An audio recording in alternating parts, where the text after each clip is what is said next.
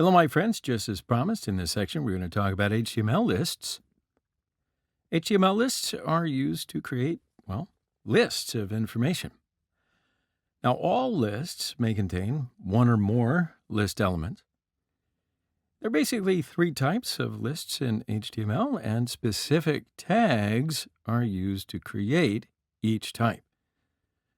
So an unordered HTML list, an ordered HTML list, and a definition HTML list are the three types. So let's have a closer look at these lists in the application. So let's open up Atom again. And first of all, let's create an HTML file named list for HTML. And we'll continue our topic in this file.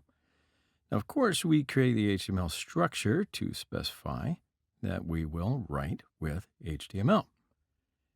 And I'm sure you remember that you just type HTML and press Tab, and Atom is taking care of the rest. So we'll start with our first list, which is the unordered list type. Now, an unordered list is obviously not ordered by whatever number, letter, or any other ordering system that you can figure. A marker or a bullet is displayed next to each item list. Unordered lists are created using the UL tag, and it's defined as a bullet. So after that, we can just use the LI tag to define each item in the list. For example, supposing that we want to sort drinks. We'd like to list drinks that we typically get, coffee, tea, lemonade, Coke. Then here's where we write the drinks that we want to make the list of with the LI tag. And that's it.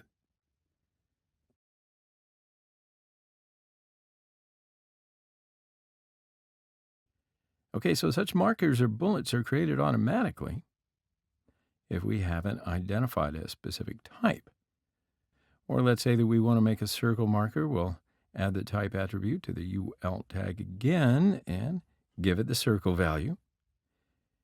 And we'll see these and other visual subjects in detail in our CSS lesson. But right now, I just want to define a list with you under coffee.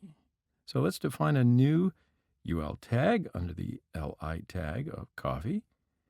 And then I'll add with milk or without milk as options to the LI tag, refresh the application. And there you go. A new list has been added under coffee as a drink. Now let's talk about ordered lists. They are, of course, ordered by numbers, letters, or whatever else you can think of. Ordered lists are created using the OL tag, and it's used to define the list, so we'll use the LI tag to define each item in the list. And now we can write the same beverages in our list. So let's use the OL tag.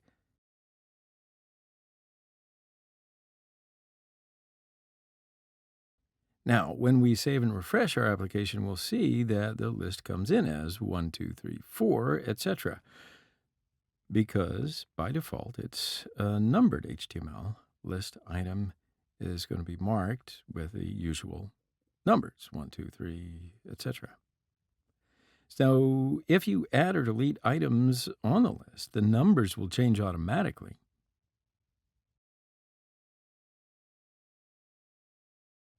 Now, what if we use the type attribute again to change the sort marker?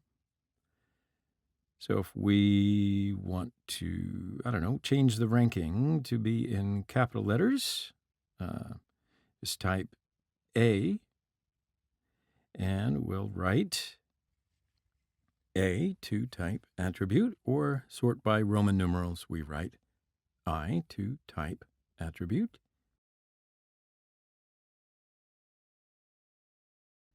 Now, we don't always have to start ranking from the first value. For instance, if we want the first item to start from 10 instead of 1, well, we can do that. We just start the attribute with value 10. And you'll see when we refresh our application, our list starts with 10 and continues from there. So description lists are similar to other lists, but in a description list, each list associates specific names and values within a list. So this arranges your items in the same way as they are arranged in a dictionary, let's say. So examples might be items in an ingredient list and their descriptions, article authors and brief bios, stuff like that. You can also have as many name value groups as you like, but there must be at least one name and at least one value in each pair. So description lists are done by using the DL tag to define the list and use the DT tag to define each term in the list, and the DD tag is used to define the description, definition, or value of the term. You can associate more than one value with a single name, or vice versa. So here we can see how we made that change when we refresh it and have a look at that application again. All right, well, we've come to the end of this lesson. I think we learned a really big step here, how to create a list on an HTML page. And that's a very good thing to learn. You can practice and push things around at will. But in our next lesson, we're going to prepare a detailed example just to, reinforce all of your learning that we've had up until now. So until then, goodbye. I'll see you next lesson.